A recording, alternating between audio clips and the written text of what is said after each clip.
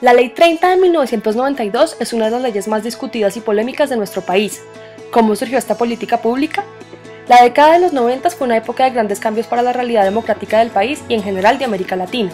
Con el siglo XXI a portas, el neoliberalismo dominaba gran parte del panorama político de la región en búsqueda de una reducción de los marcos de intervención del Estado, en donde la lógica del capital privado empezaba a cobrar gran relevancia en la prestación de servicios en esencia públicos. Lo anterior, sumado al auge de la globalización y al resquebrajamiento de las fronteras espaciotemporales, parecía imponer a los estados latinoamericanos un nuevo reto, un cambio en sus paradigmas. Con la llegada del nuevo milenio se abrieron las puertas de manera definitiva al conocimiento, al manejo de la información y al uso de las nuevas tecnologías, lo que a su vez impone la necesidad de que todas las naciones, en especial aquellas que están en vías de desarrollo, trabajen por lograr una cultura abierta al cambio y piensen su futuro de una manera diferente. Durante la década de los 70 y en especial de los 80, las deficientes políticas estatales frente a la educación superior en Colombia anclaban el desarrollo de las universidades a los intereses gubernamentales, desconociendo su necesidad de autonomía y calidad.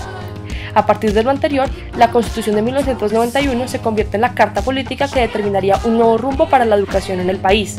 En este sentido, la construcción de un proyecto educativo acorde con estas nuevas exigencias se convirtió en una de las prioridades del gobierno de César Gaviria del 90 al 94 con su Plan de Apertura Educativa. Mediante la consagración del Estado Social de Derecho como evolución del Estado de Derecho, el país por primera vez contempla el cubrimiento de las necesidades humanas básicas y el imperio de la ley como su línea base. De ahí que la Ley 30 de 1992 responda al espíritu garantista de la Constitución, en donde la educación se convierte en un derecho de primer orden. No en vano, el artículo 67 de esta carta consagra que cada mujer, hombre, joven y niño o niña tienen el derecho a la educación, capacitación e información, así como a otros derechos humanos fundamentales para la realización plena de su derecho a la educación. Dentro de este nuevo enfoque de derechos, esta política pública está encaminada hacia la protección, promoción y evolución de la educación superior, dando autonomía a las instituciones encargadas de impartirla para que se desarrollen de manera independiente y tracen su propio rumbo. En este sentido, la universidad representará desde la óptica del Estado Social de Derecho una institución libre que abre sus espacios para la participación de diversos sectores sociales. La Ley 30 del 92 abordó de manera especial la educación superior con el fin de desarrollar aspectos fundamentales como el principio de autonomía universitaria, el estatuto orgánico, el funcionamiento de las instituciones de educación superior públicas y privadas, la promoción de la estructura del sistema de acreditación y el establecimiento de los mecanismos de financiación para la educación. Es en este contexto de reacción y apertura que surge la política pública de la Ley 30, la cual, a partir de esta convicción, se trazó la meta de avanzar en 5 grandes campos: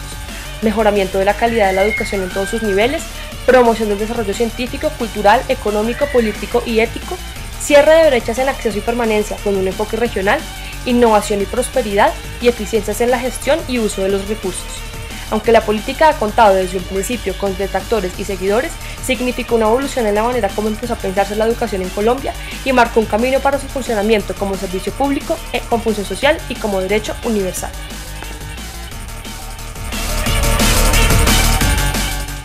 Una vez entendido el contexto en el cual se formula la Ley 30, es hora de hablar de la implementación. La implementación de la Ley 30 de 1992 parte de un enfoque top-down. Durante el proceso de puesta en marcha de la política pública, las decisiones son tomadas desde los niveles superiores de autoridad a partir de una dinámica centro-periferia. El Ministerio de Educación, partiendo por los lineamientos normativos y el espíritu garantista de la Constitución de 1991 y a partir del Estado Social de Derecho, fija unos nuevos objetivos claros en el marco del mejoramiento de la calidad de la educación superior.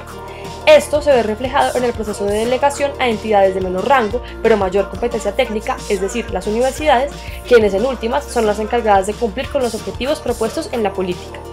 De manera que dentro del proceso de implementación de la ley, el ejecutor, es decir, las entidades universitarias, ponen en práctica las instrucciones de acuerdo con los objetivos dados por el decisor, que para este caso sería el Ministerio de Educación, en cabeza del entonces ministro Alfonso Valdivieso Sarmiento dentro del gobierno Gaviria. Estos objetivos se enmarcan en el campo de una mejor calidad a partir de criterios de investigación y acreditación, una mayor cobertura y mejores alternativas de financiación. Asimismo, la ley podría caracterizarse dentro de este enfoque, dado sus bajos costos de negociación e información y el carácter flexible de la política pública. No en vano vemos que se ha tratado de un proceso maleable en el que los diferentes actores han negociado sus intereses a partir de reformas posteriores a la formulación de la ley, en leyes como la 749 de 2002, la ley 1002 del 2005, la ley 1188 del 2008, la ley 1286 del 2009 y la ley 1324 del 2009.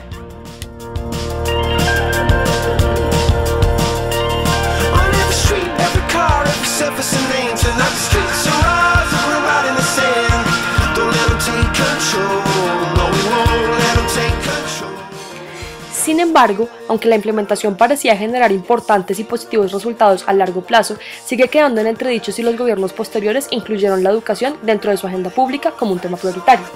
Para los gobiernos de Ernesto Samper Pizano del 94 al 98 y Andrés Pastrana Arango del 98 al 2002, se hace evidente la manera como la embestida neoliberal sigue dominando el panorama educativo con cada vez menos injerencia del Estado en la prestación de este servicio.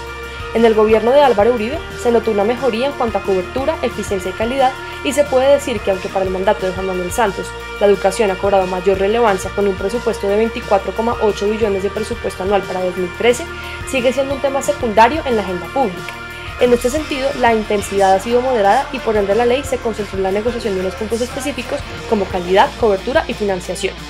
La educación ha sido tradicionalmente un arma de doble filo. Ha servido como estrategia electoral para incentivar el apoyo, pero a la hora de implementar lo prometido es muy poco lo que se cumple.